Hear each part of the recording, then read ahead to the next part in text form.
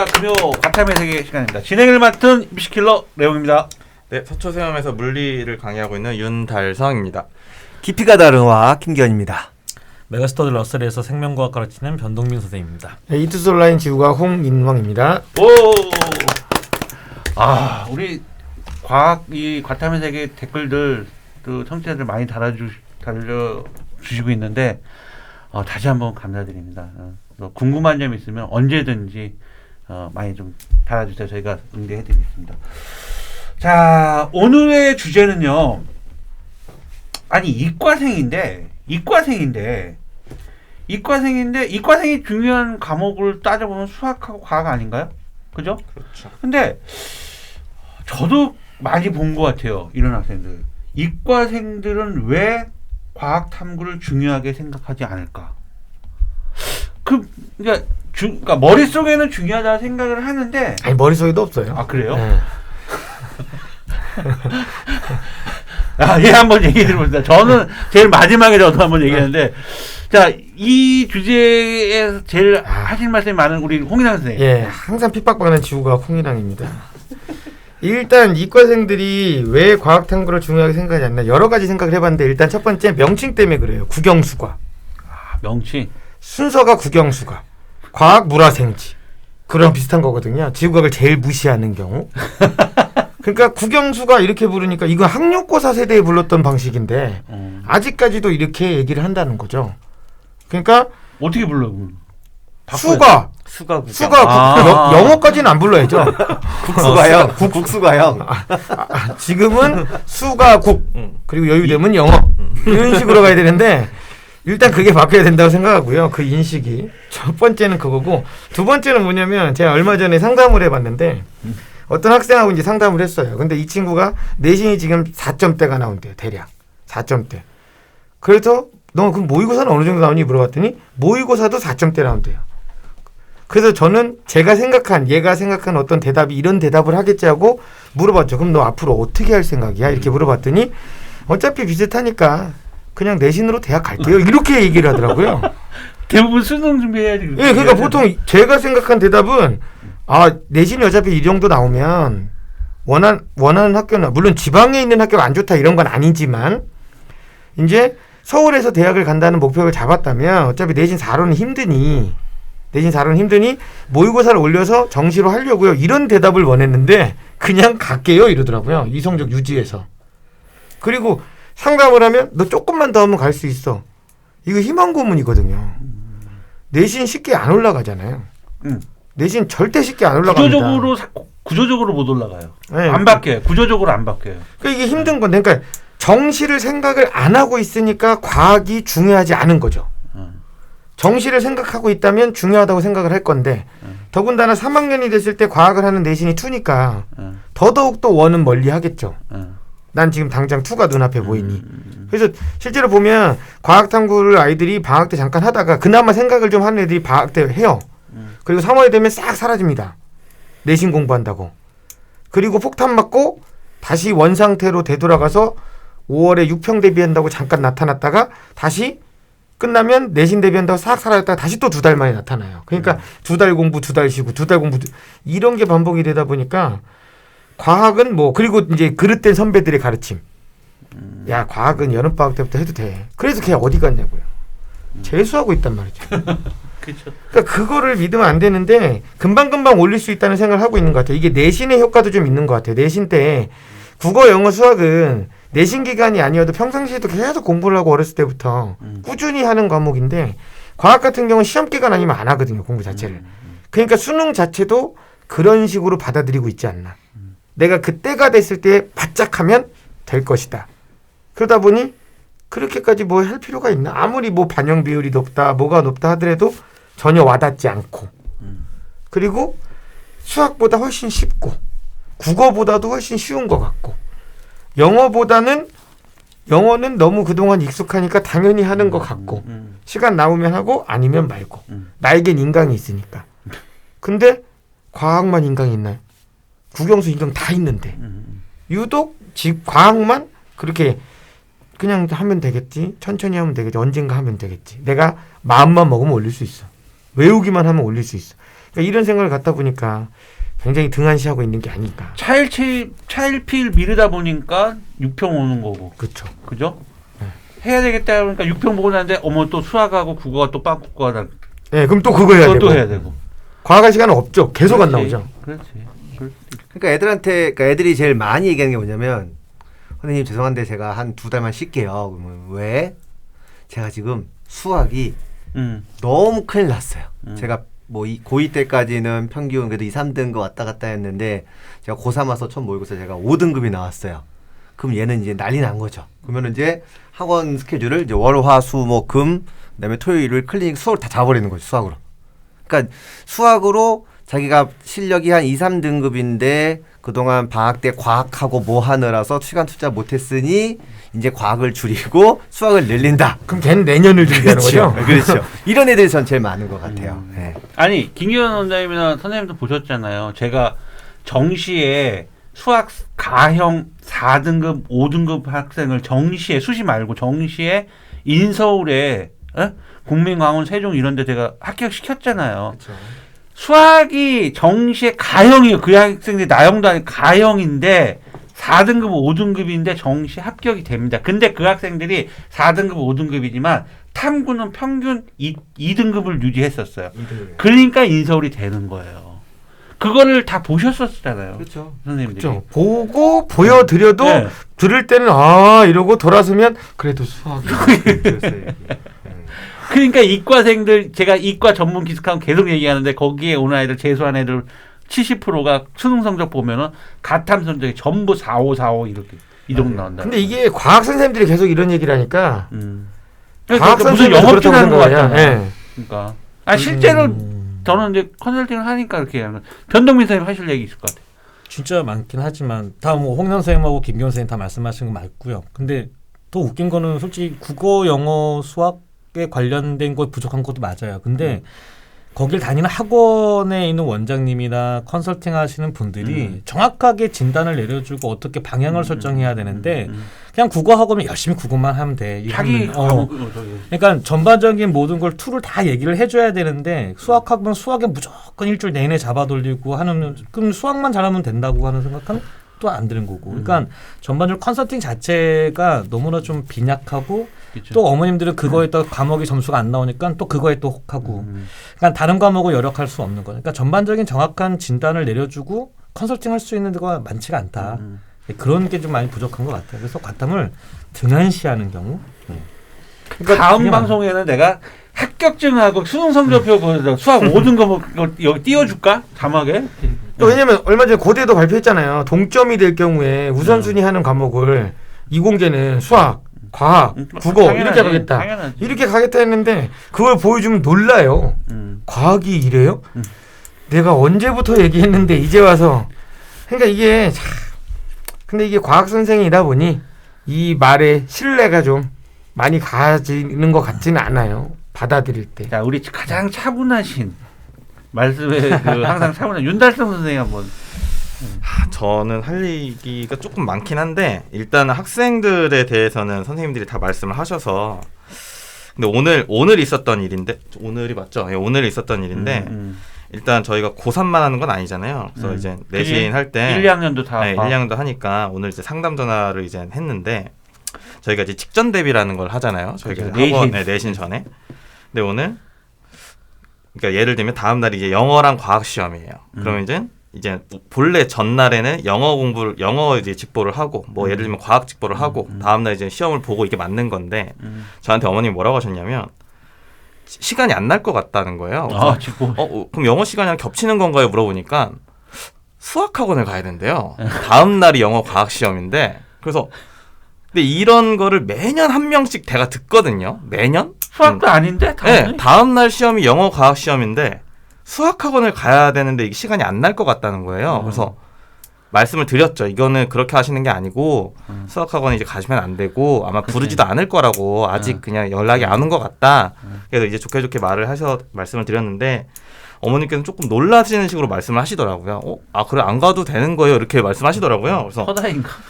이거는 좀 아닌 것 같다. 근데 제가 생각했을 때는 이과생인데 이제 과탐을 중요하게 생각하지 않는 가장 궁극적인 이유는 어머님들이나 이제 아버님들, 이제 학부모님들이 제대로 된 그런 것들이 없는 것 같아요. 네.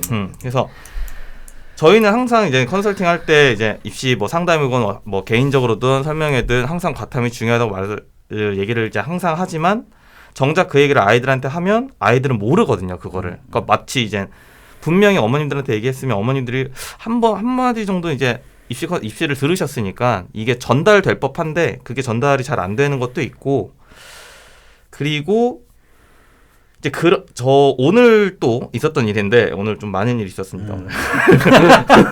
오늘 애들을 좀 많이 만나가지고 그래서 그런 게 있는 것 같아요. 그러니까 예를 들면 뭐 수학이 1등급이고 과학이 3등급이면 이게 둘이 이제 나중에 대학을 할 때 또이또이 돼서 이제 2등급을 맞춰진다. 이건 아니잖아요. 이게 점수가 이게 우리가 생각하는 거 그런 평균이 되는 게 아닌데 그렇게 된다 생각하고 버리더라고요, 애들이 과목을. 네, 그래서 이거는 그냥 제가 다른 거에 뭐 좀 더 해서 메꾸면 되자 하는 이런 보상이라고 해야 될까요? 이런 생각을 갖고 있는 친구들이 있어서, 그래서 이거는 분명히 이거는 본인들뿐만 아니라 윗세대에서 뭔가 좀 잘못 계속 내려오지 않나. 그리고 동민쌤이 말씀하시는 것처럼 학원에서도 제대로 된 걸 얘기를 안 하고 국어는 국어 나름대로의 또 원장님들이 말을 기가 막히게 하시잖아요. 그러니까 약점을 이렇게 안 되니까 이걸 더 열심히 해라 하다 보니까 아마 과학을 좀 등한시되지 않나 라는 생각을 좀 해봅니다. 그래서 제 생각에는 아이들의 문제보다는, 그러니까 고3 때는 당연히 아이들이 좀 주축이 돼서 공부를 하는 거니까 맞긴 한데, 아니 애들도 저는, 문제예요. 애들은 큰 애들이고 큰 애들이 문제인 거고, 그러니까 저학년일수록 1, 2학년들은 그렇게 그런 것도 있죠. 그러니까 그런 인식이 너무 강해졌어요. 애들이 편하게 공부하려고 그래요. 어려운 길을 선택하지 않으려고 하고 그냥 쉽게 그러면 쉽게 하는 거에 가장 빠른 방법은 버리는 거거든요. 난 이거 버릴게. 이건 뭐 어차피 이과가 과학을 버리는 건 그냥 재수인데. 그리고 마지막으로 그것도 있는 것 같아요.